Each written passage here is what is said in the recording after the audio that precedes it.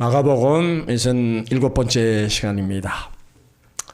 오늘은 가룟 유다와 제자들의 모습을 한번 살펴보겠습니다. 어떤 목사님이 자기 교회에서 충성하고 헌신하다가 교회를 안 나오는 성도에게 권면의 편지를 보냈는데 그에게 답장이 왔습니다.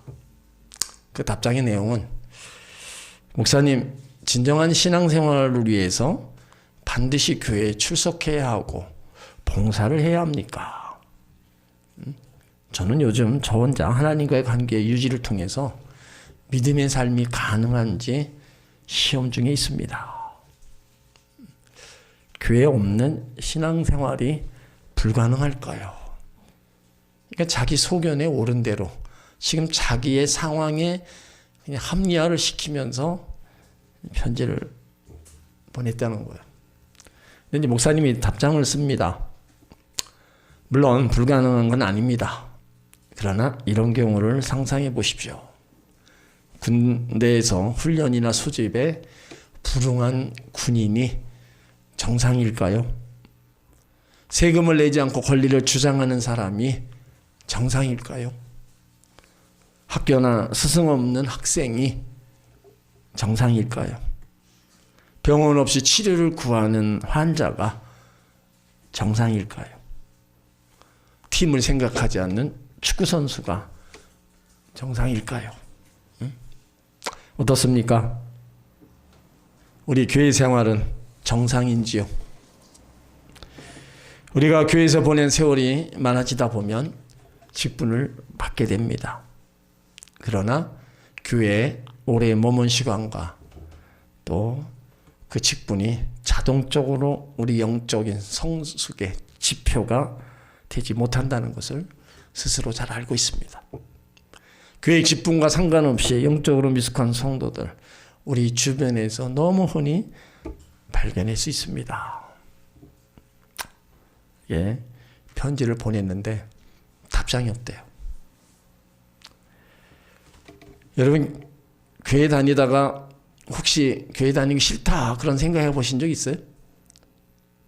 네? 그냥 아무 이유 없이, 때로는 이유가 있어서 아휴, 교회 좀 그만 다니고 싶다 그런 생각해 보신 적 있어요? 솔직히 한번 네? 있었어요? 근데 왜 있었어요? 뭐 때문에?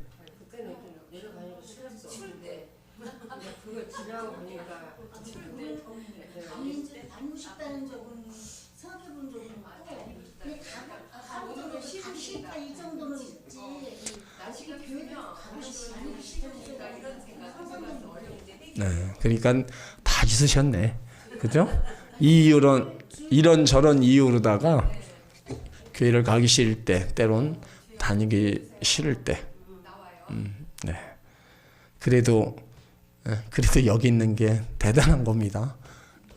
그런 생각이 들었을 때, 에라, 나 접자 하고 그냥 주저앉아 있지 않는 게 그래도 대단한 거예요. 우리가 신앙생활하다가 중단하는 분들, 안 다니는 분들이요, 지금 너무 많습니다.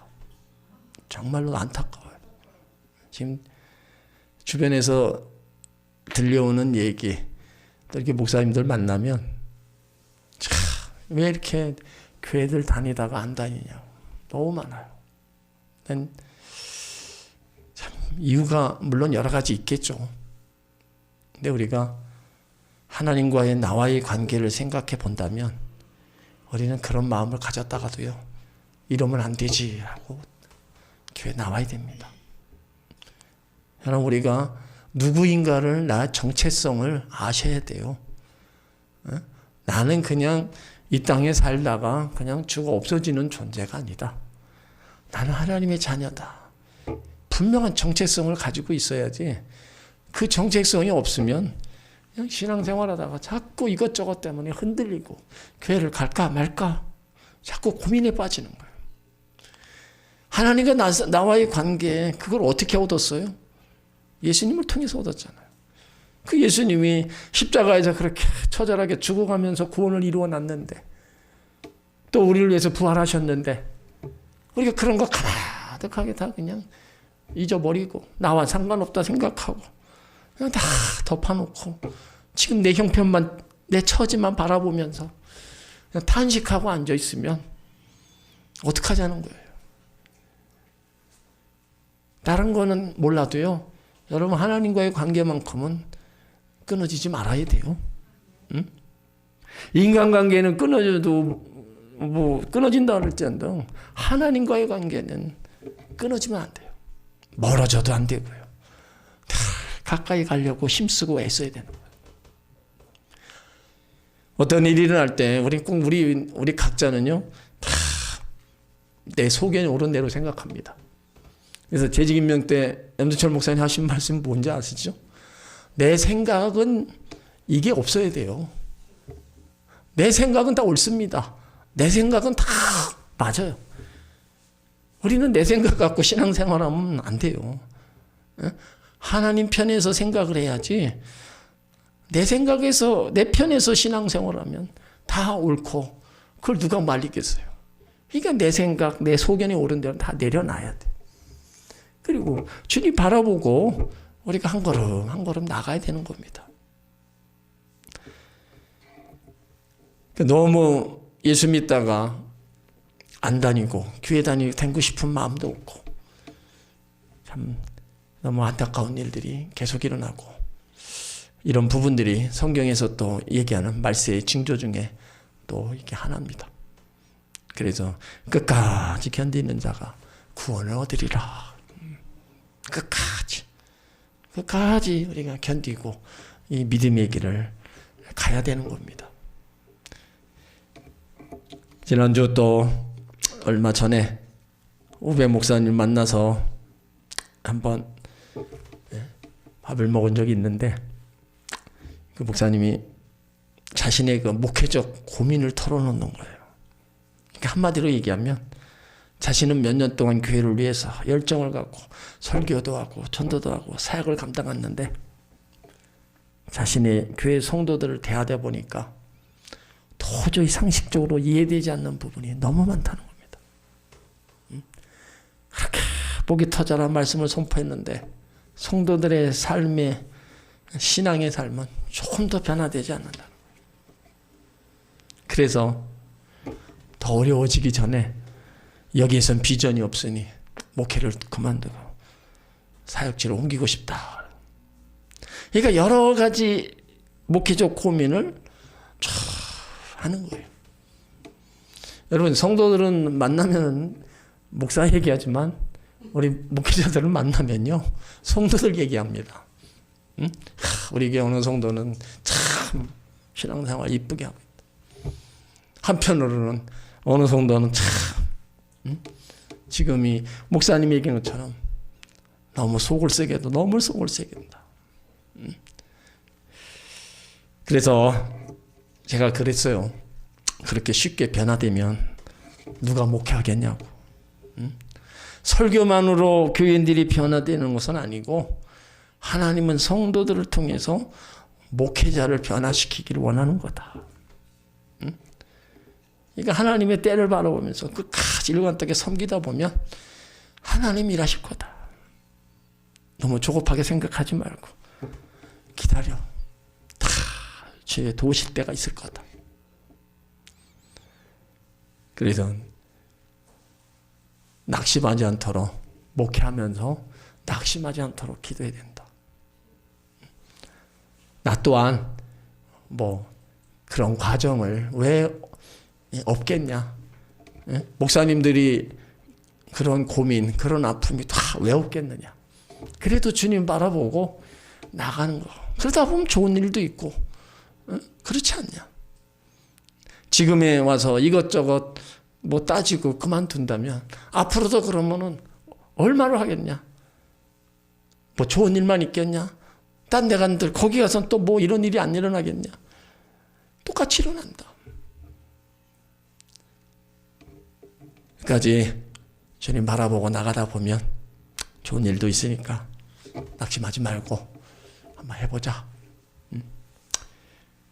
뭐 이런저런 얘기를 하면서 저 또한 또 위로받고, 그거에 비하면은 우리 성도들이 참 신앙생활은 그래도 잘하고 계시는 편이구나. 그렇게 속색이는 분도 없고, 교회를 좀 안 나오는 분이 있어서 그렇지. 아무튼 나름대로 잘하고 계신 것 같아요. 주일 출석이요, 우리 주일날 안 나오는 분, 일하시는 분 말고는 보통 한두 분, 거진 95% 출석입니다. 진짜 주일 성수는 잘들 하세요. 감사한 거예요. 그러면서 끝으로 한 얘기가, 예수님 제자 중에는 예수님을 파는 유다도 있었지 않냐. 목사를 팔아먹지 않으면 감사하게 생각하고 목회하자. 서로 위로했습니다.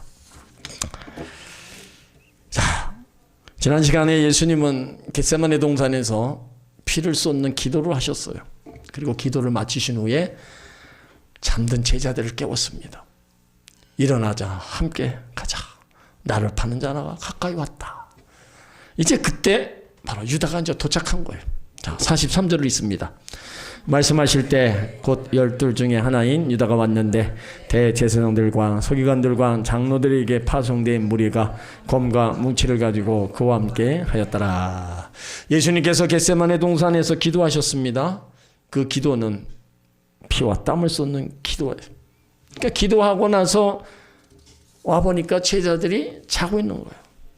그 깨웠죠. 깨우고 나서 이제 일어나라. 보라, 나를 파는 자가 가까이 왔다. 그 말씀을 하실 때 유다가 도착한 거예요. 대제사장들, 서기관들, 장로들에게 파송된 무리들이 검과 뭉치를 가지고 함께 왔습니다. 그러니까 당시 산헤드린은 유대의 최고 법정입니다. 입법, 사법, 행정은 물론 종교적 힘을 갖고 있던 자들입니다. 그러니까 그런 사람들이 예수님을 체포하기 위해 중무장하고 왔어요. 예수님을 체포할 수 있는 시간을 밤을 선택했습니다.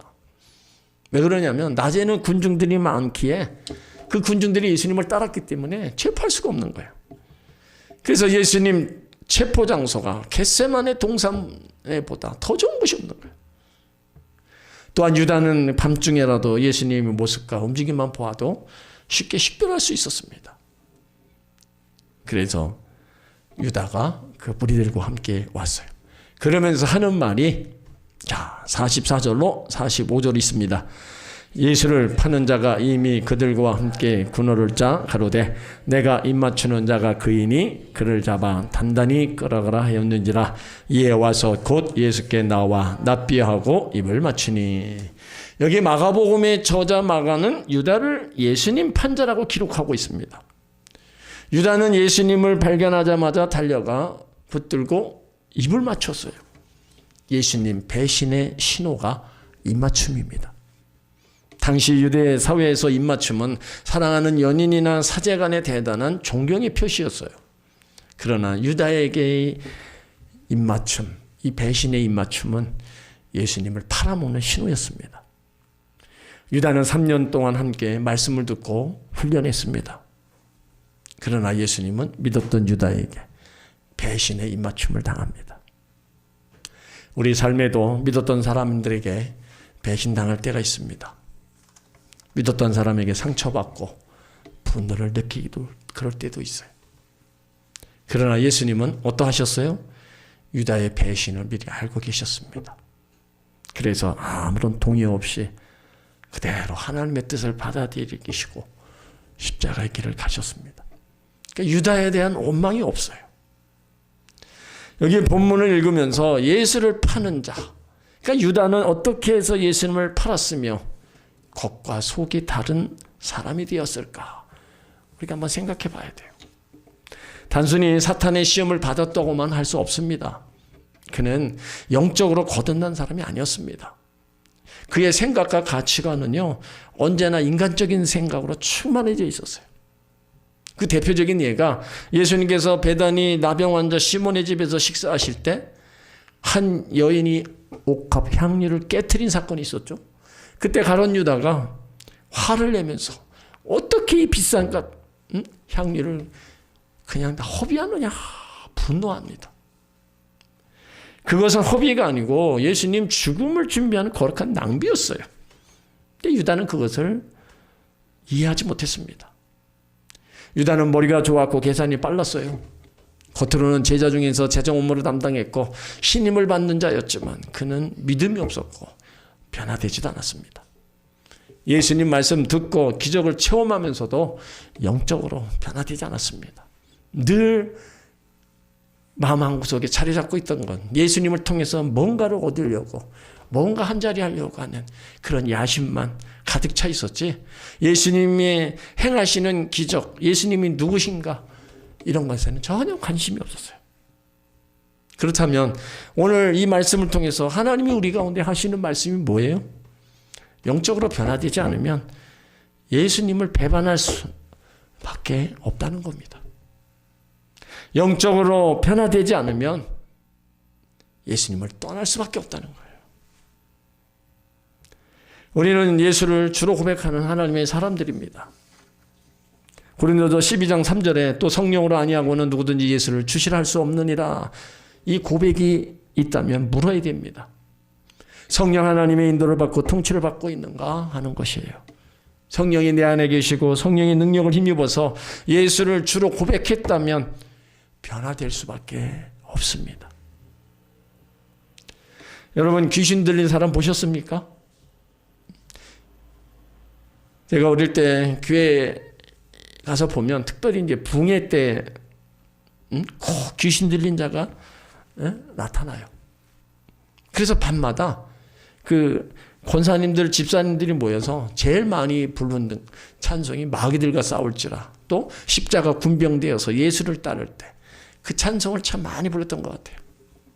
그때는 뭘 알겠어요? 그래도 교회에 따라가서 이렇게 보면 정말로 뜨겁게 찬양하고 기도하는 그런 일들이 참 많이 있었습니다. 그럴 때 이제 권사님들이 하신 말씀이 마귀가 쫓겨나는데 옆에 기도하는 자 가운데 믿음이 없는 사람에게 들어간다, 그렇게 얘기를 해요. 근데 그 얘기가 틀린 얘기는 아닙니다. 그래서 귀신 들려서 발작하는 사람 가까이 겁나서 못 가는 사람이 있습니다. 못 가고 그냥 뒤로 발걸음 치는 사람이 있어요.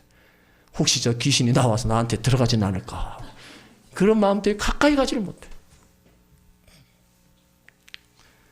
여러분, 귀신이 들려도요 사람이 변합니다. 이상한 말 하고요, 입에 침 질질 흘리고 정상적으로 보이지 않습니다. 그러니까 귀신이 들려도 이렇게 변하는데, 그렇다면 성령이 함께하는 사람이 왜 변화되지 않냐 이거죠. 우리 속에 성령이 계시다면 우리는 육의 사람이 아닙니다. 성령의 사람입니다. 로마서 8장 9절에 만일 너희 속에 하나님의 영이 거하시면 너희가 육신에 있지 않냐고 영이 있나니 누구든지 그리스도의 영이었으면 그리스도의 사람이 아니다. 우리 속에 성령이 임하면, 함께하면 우리의 육신의 생각을 우리가 지배하는 게 아니라 성령의 사람으로 성령이 지배하는 거예요. 그러면 내 육체의 소욕을 성령이 주관하시게끔 성령이 지배한다면 우리는 육체의 소욕을 따르지 않죠. 그럼 성령의 소욕을 따르게 되는 겁니다. 그런데 부패란 죄의 본성을 갖고 있는 우리가 연약한 그 육신을 입고 있기 때문에 날마다 성령의 인도함을 받지 않으면, 날마다 하나님 앞에 나오지 않으면 세상과 구별된 삶을 살아갈 수 없습니다. 우리가 교회에 오래 다니고 직분을 갖게 되면 교회 문화 생활에는 점점 익숙해 가는데 자기 영혼은 기계처럼 딱딱하게 되어갑니다. 그러다 보니까 하나님 앞에 나와서 예배 드리면서도 때로는 아무런 감각이 없어요. 찬양을 드리고 말씀 들어도 감동과 깨달음이 없다면 내 속에 성령 하나님이 계신가 한번 의심해 봐야 됩니다. 유다는요 겉으로 똑똑하고 거룩한 척했지만 속으로는 거짓되고 믿음이 없고 영적으로 변화되지 않았습니다. 결국 그것이 예수님께 배신의 입맞춤을 하고 말았습니다. 그러니까 우리가 날마다 영적으로 변화되지 않으면요 우리 삶의 현장에서 예수님을 부인하거나 배신하는 삶을 살아갈 수밖에 없다는 거예요. 내가 하나님께 받은 은혜와 사랑에 감사하지 않고 그걸 다 잃어버린다면 우리는 언젠가 예수님을 떠날 수 있는 그런 위험성을 갖고 있다는 겁니다. 그러니까 신앙의 연륜이 깊어질수록 교회의 직분을 가질수록 더 겸손하게 성실하게 하나님을 섬겨야 됩니다. 깨끗한 양심과 정직한 성품을 가지고 날마다 영적으로 변화되어져 가야 되는 거예요. 변화되지 않으면요, 유다처럼 우리가 주님을 멀리하거나 주님을 배반하거나 주님을 떠날 수밖에 없는 겁니다. 왜 많은 사람이 예수 믿다가 왜 교회를 안 다녀요? 나름대로 이유가 있지만 여러분, 말씀과 기도를 통해서 날마다 거룩한 삶을 살려고 항상 자기 소견에 옳은 대로 모든 걸 행하다 보니까 내 생각이 조금 틀어진 거 있다면 그냥 과감없이 다 팽개치고 떠나가는 겁니다. 여러분, 오늘 유다의 이런 모습 우리가 한번 잘 생각해 봐야 됩니다. 유다가 예수님 제자였어요. 그런데도 예수님을 배신해 버리는 거예요. 우리도 그럴 수 있습니다. 우리도 얼마든지 신앙생활 제대로 안 했다가는 우리도 유다처럼 예수님을 배반하고 떠나갈 수 있다는 거예요. 그러니까 신앙생활을 우리가 잘해야 되는 겁니다. 주님의 많은 은혜와 사랑을 받고 영생을 얻은 사람답게 우리가 신앙의 길을, 믿음의 길을 우린 끝까지 잘 가야 되는 거예요. 이제 그들의 잡을 때 이제 일어난 사건이 46절로 47절에 기록되어 있습니다. 자, 함께 있습니다. 저희가 예수께 손을 대어 잡건을 곁에 섰던 자 중 한 사람이 검을 빼어 대제사장의 종을 쳐 그 길을 떨어뜨리니라. 이 내용이 요한복음 18장 10절에는 이에 시몬 베드로가 칼을 가졌는데 그것을 빼어 대제사장 종을 쳐서 오른편 귀를 베어버리니 그 종의 이름은 말고라. 그러니까 베드로는 예수님과 함께 겟세마네 동산까지 올라갔긴 했지만 깊은 잠에 빠졌습니다. 그런데 찾아보니까 대제사장과 군병들이 예수님을 잡으러 온 거예요. 그때 자기 힘으로 예수님을 지켜야 되겠다는 거, 충성심이 발동한 겁니다. 칼이 어디서 났는지 그거 가지고 대제사장의 종 귀를 떨어뜨린 거예요. 그러니까 용기 강했죠. 그때 예수님이 하신 말씀이 마태복음 26장 52절에 보면 이에 예수께서 이르시되 내 칼을 도로 칼집에 꽂으라. 칼을 가지는 자는 다 칼로 망한다. 그리고 누가복음 22장 56절에도 예수님께서는 말고에 떨어진 길을 찾아서 붙여주셨다 기록하고 있습니다. 그러니까 베드로는 칼을 빼서 자신을 보호하려는 행동이 정당하지 않다는 겁니다. 예수님은 자신이 체포되어가는 상황 속에서도 칼을 사용하는 것을 허락지 않았어요.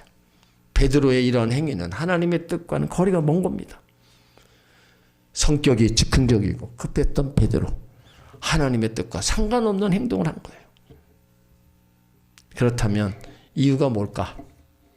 그는 기도해야 될 시간에 기도하지 않고 영적으로 잠들어 있었습니다. 베드로가 자다가 눈을 떠보니까요, 주위에 칼과 뭉치를 든 사람들, 대제사장들이 둘러 있었어요. 유다가 예수님께 선생님 하면서 배신의 입맞춤을 합니다. 그래서 베드로가 보니까 자기도 모르게 순식간에 칼을 뽑아서 대제사장의 종 말고의 길을 자른 겁니다.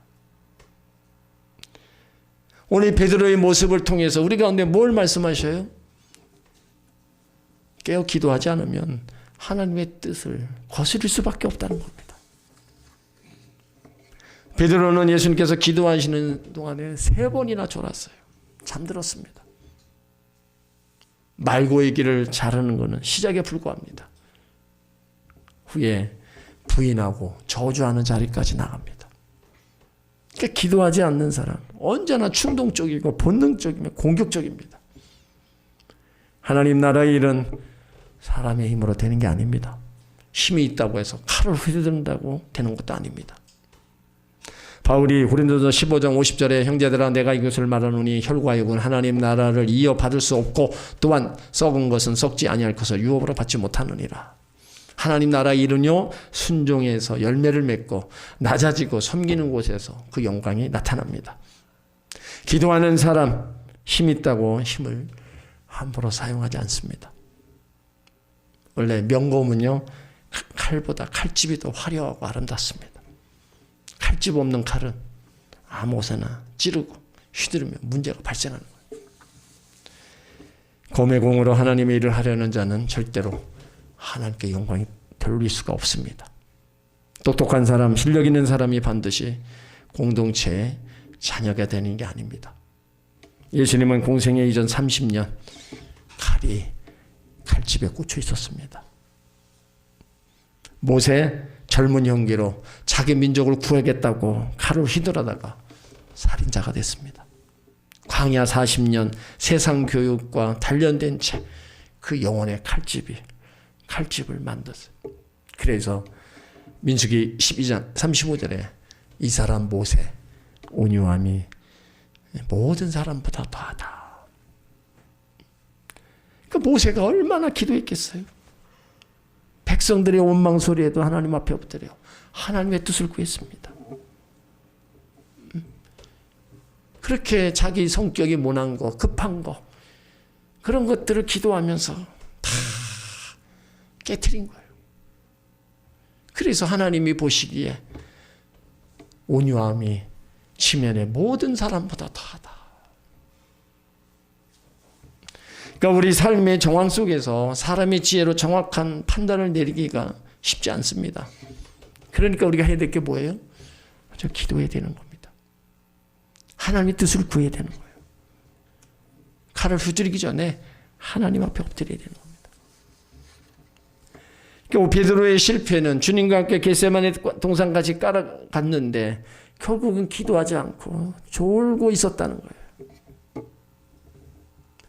그러나 기도하고 그 일을 시작하면 하나님의 선한 손으로 인도해 주실 겁니다. 사망의 음침한 골짜기로 다닐지라도 주의 지팡이와 막대기로 인도해 주실 겁니다. 기도하면 하나님께서 상황을 이길 수 있는 지혜를 더하여 주실 겁니다. 칼을 사용하는 것은 멋있어 보이고 용감하게 보일지라도 하나님의 뜻은 이룰 수 없는 겁니다. 그러니까 우리가 모든 일 앞에 내 소견대로 내 과거에 했던 대로 아닙니다. 먼저 하나님 앞에 기도하고 그 일들을 우리는 추진해 나가야 되는 거예요. 그래야 사람을 통해서 환경을 통해서 하나님은 도와주시는 겁니다. 자, 48절을 읽습니다. 예수께서 우리에게 말씀하여 가라사대 너희가 강도를 잡는 것 같이 검과 뭉치를 가지고 나를 잡으러 왔느냐.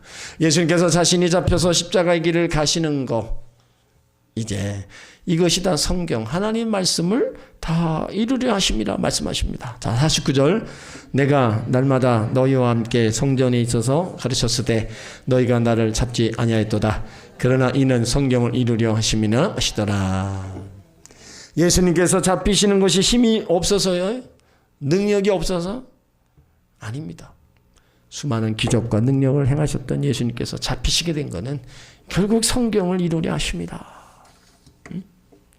그러니까 이 말씀을 유다가 예수님을 팔지 않으면 안 되는 운명론, 숙명론으로 생각해서는 안 됩니다. 하나님의 구원 계획과 목표를 가지시고 하나님이 자신의 뜻을 이루어 가신다는 거예요. 그러니까 예수님은 당장 하늘의 천사 군대를 동원해서 능력을 나타내실 수도 있습니다. 그 악한 무리들을 다 순식간에 물리칠 수 있어요. 그러나 십자가의 길을 가십니다. 이것이 하나님이 원하시는 길이기 때문에 그런 거예요. 주의 길을 가는 겁니다. 하나님 아버지의 뜻을 내 온대로 말고 하나님 뜻대로 되기를 원하니까 기도하셨고 그 기도대로 이제 하나님의 뜻에 순종하면서 다 받아들이시는 겁니다. 이런 상황이 벌어지니까 모든 제자들이 다 예수를 버리고 도망갔다. 50절에 말씀하고 있어요. 자기들이 죽게 생긴 거예요. 우리가 예수님 제자라는 그 이유로 예수님 잡히니까 우리들도 잡아가겠다. 그러니까 다 도망간 겁니다. 여러분들은 어떤 상황이 와도 도망가지 마시기 바랍니다. 주 앞에 끝까지 있으시기 바랍니다. 나는 예수님을 부인하지 않고 예수님을 파는 자가 아니라 우리는 안심하면 안 됩니다. 예수님 곁에 서 있지만 기도하지 않는 베드로처럼 예수님 사역을 방해할 수 있습니다. 예수님 곁에 맴돌아서도 안 됩니다. 예수는 누구인가? 왜 십자가를 지셔야 되는가? 예수님이 오셔서 나를 부르신 목적이 무엇인가? 우리는 분명히 우리는 알아야 됩니다.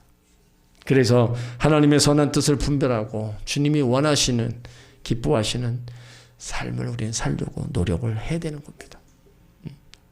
가룟 유다처럼 그렇게 많은 주님을 따라다니면서도 많은 기적을 보고 은혜를 체험했으면서도 마지막에 다 떠나가는 그런 사람. 지금으로 얘기하면 그렇게 하나님의 은혜, 예수님의 은혜와 사랑을 받았는데도 예수님을 떠나버리는 그런 사람. 지금도 계속 일어나고 있어요. 그러니까 우리는 절대로 은혜 받고 영생을 얻은 하나님의 자녀답게 우리는 주님을 결코 떠나서도 안 되고, 때로는 베드로처럼 우리가 내 생각을 앞세워서 하나님의 일을 거스리는 그런 모습도 없어야 되는 겁니다. 그러니까 가룟 유다와 제자들의 모습 다 우리가 본받아야 될 것이 하나도 없습니다. 유다의 모습을 통해서도 지금 현재 제자들의 그 다 도망가는 그런 모습을 통해서 우리는 본받을 게 없어요. 그러니까 우리가 이 땅을 살아가면서 일어나는 모든 일이 자꾸 우리에게 내 뜻대로 되지 않는 일이 너무나 많이 있다는 거예요. 그러니까 우리가 믿음의 주에 온전케 하신 주님 바라보고 말씀 안에서 우리가 달려가야 된다는 거예요. 그래야 흔들림이 없는 겁니다. 자꾸 사람 바라보고 사람 의지하고 사람에게 실망하고 내 뜻대로 안 된다고 그러고 나서 우리가 자꾸 낙심하고 앉아있는 이런 삶의 모습이 우리가 자꾸 되풀이돼서는 안 되는 겁니다. 그러니까 우리가 바라보고 우리 가운데 주신 말씀을 가지고 우리가 나가야 되는 그런 믿음의 길을 우린 여기서 우리가 알아야 되는 거예요. 여러분들이 믿음의 길을 잘 달려오셨고 그렇다면 이제 후반이 더 중요한 겁니다. 전반전보다 모든 것은 끝이 좋아야 됩니다. 끝이 좋으면요 다 좋은 겁니다. 과정이 아무리 좋아도 끝이 나쁘면 다 나쁜 겁니다. 시작 과정도 좋아야 되고 끝이 더 좋다면 얼마나 아름답겠어요. 그러므로 신앙 안에 믿음 안에서 끝까지 주님 바라보고 달려가시기를 예수 이름으로 축원합니다. 아멘.